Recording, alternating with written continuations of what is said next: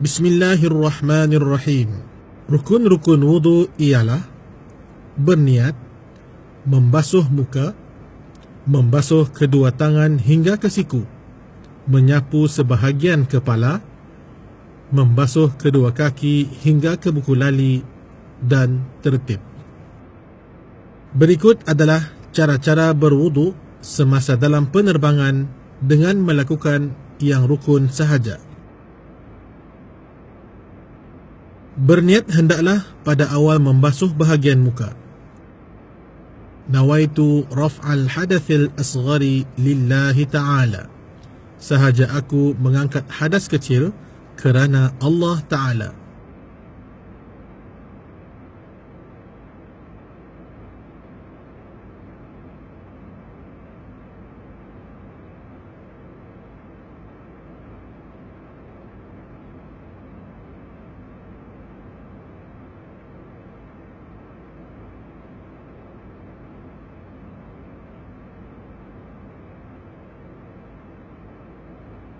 Perlu diingat, basuhan anggota wudu hendaklah meliputi keseluruhan anggota dengan mengalirkan air atasnya. Kaedah semburan terus ke anggota wudu boleh digunakan dengan syarat air mengalir atasnya.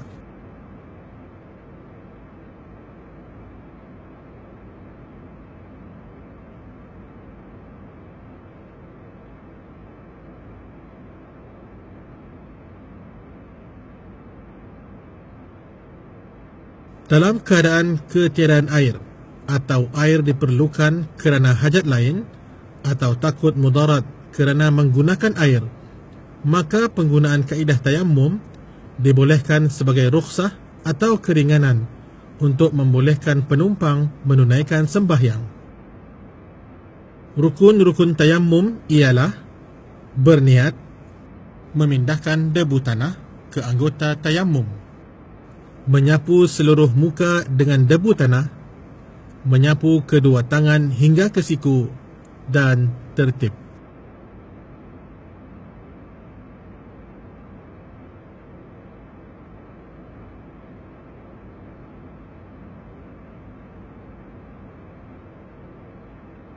Niat tayammum.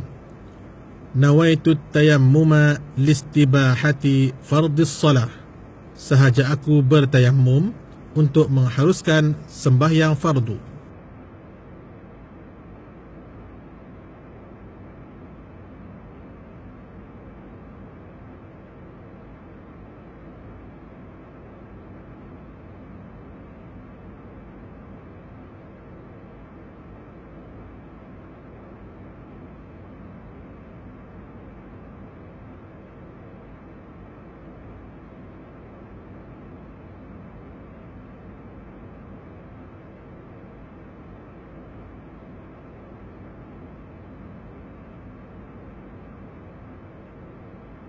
Berikut adalah contoh niat beserta sembahyang qasar.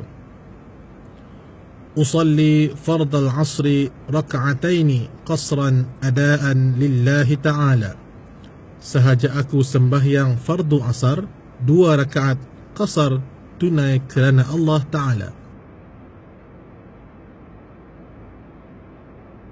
Antara keringanan hukum atau rukhsah yang diberikan kepada orang musafir ialah mengqasar dan menjamak sembahyang fardu.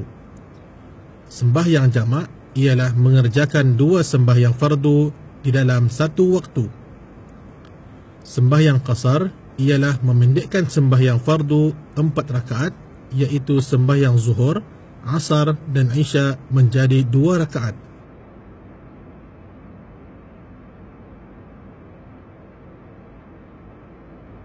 Dalam keadaan aman dan ada ruang untuk sembahyang semasa dalam penerbangan, jika penumpang mampu berdiri dan tidak takut berlaku kemudaratan kepadanya apabila berdiri, maka hendaklah menunaikan sembahyang seperti biasa dengan menghadap kiblat. Kedudukan kiblat bolehlah dirujuk kepada petugas kapal terbang, yakni cabin crew.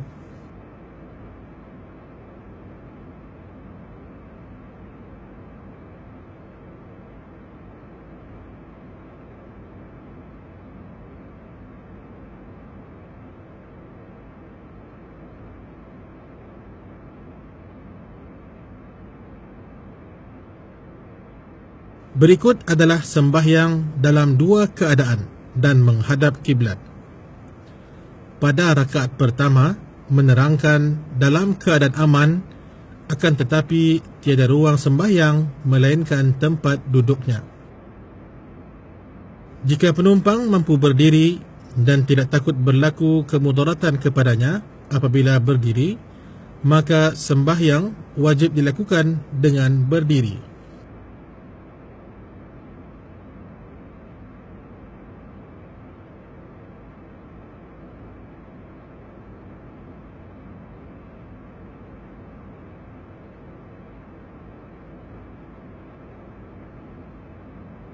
Oleh kerana rukuk dan sujud tidak dapat dilakukan seperti biasa kerana ruang sempit, maka rukuk dan sujud pertama dilakukan dalam keadaan berdiri dengan membongkokkan tulang belakang sekadar mampu sahaja. Perbuatan tunduk ketika sujud hendaklah lebih rendah dari tunduk ketika rukuk jika mampu. Sujud kedua dilakukan dalam keadaan duduk kerana ia lebih dekat dengan tempat sujud.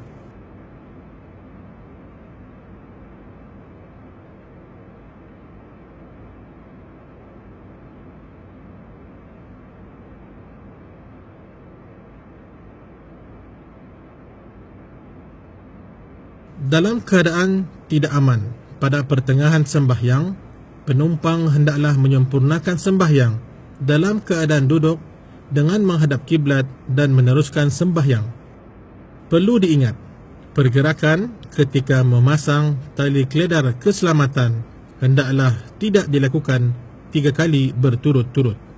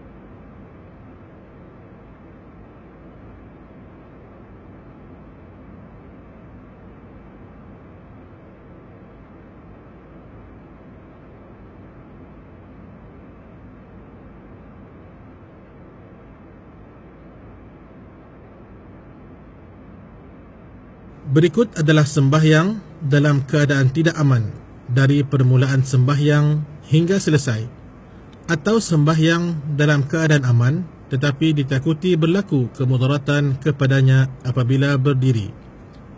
Maka dalam keadaan ini, sembahyang dilakukan secara keseluruhannya dalam keadaan duduk dan menghadap kiblat.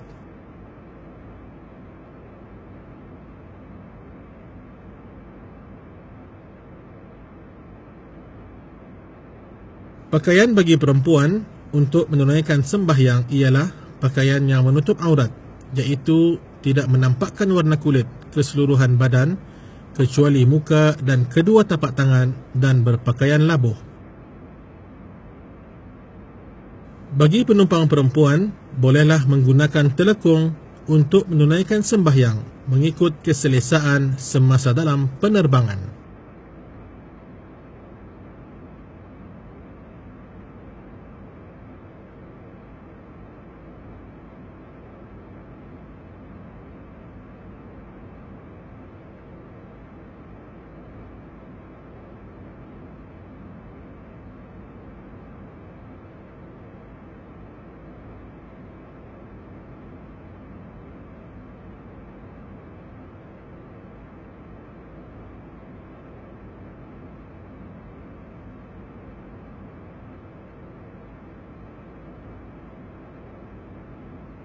Menghadap kiblat adalah antara syarat-syarat sah sembahyang.